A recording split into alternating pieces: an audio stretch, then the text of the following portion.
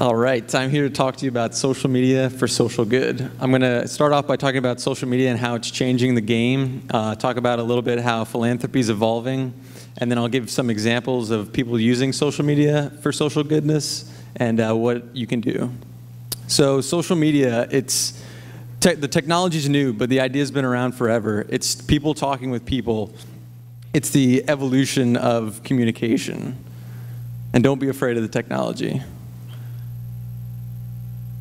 And social media represents the democratization of all media. Basically, the incumbent broadcast mediums are being overtaken by the social media in the way that people all now have a voice to create, share, and interact with each other. And it's not replacing face-to-face communication, but instead it's augmenting and enhancing that.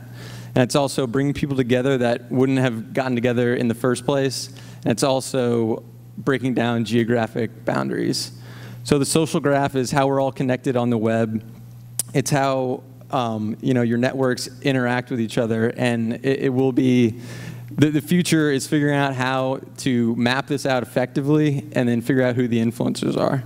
So philanthropy is evolving. Organizations are adapting to the technological changes, and they are using these in new and effective ways to be more open, honest, and just collaborative, which brings me to mass collaboration.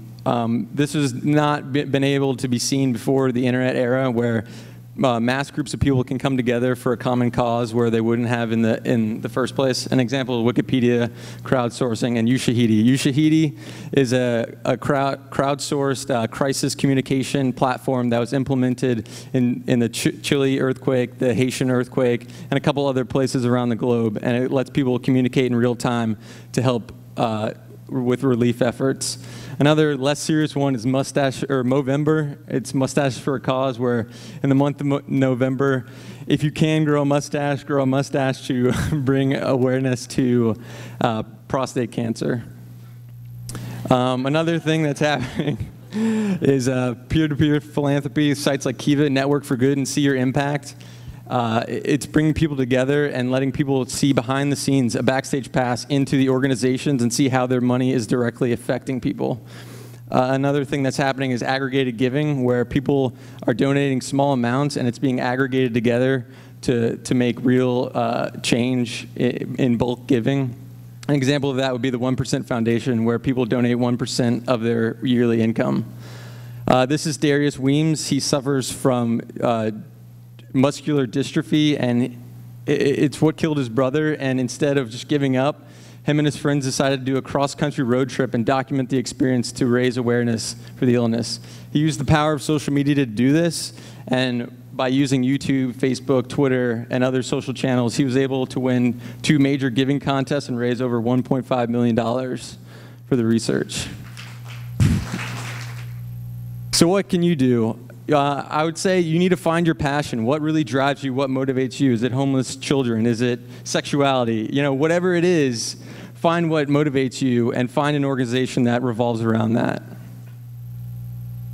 And then donate some time. It's not, throwing money at a problem doesn't always solve the problem. Your time, your experience, and your expertise is much more valuable to an organization and will help them much more in the long run.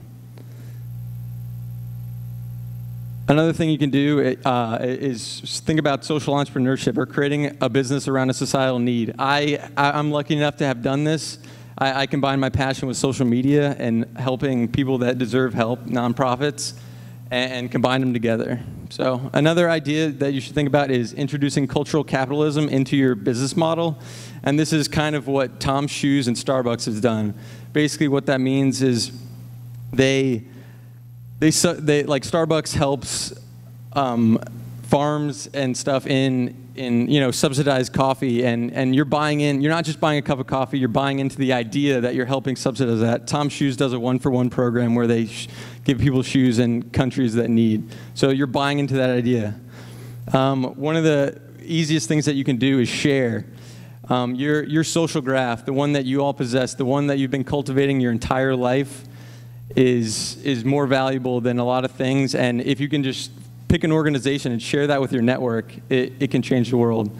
And we're living in exciting times, and we're facing some of the biggest problems we've ever faced. So, I mean, whatever you do, just make sure that you're trying to help other people, and thank you. Good job, David. That was great.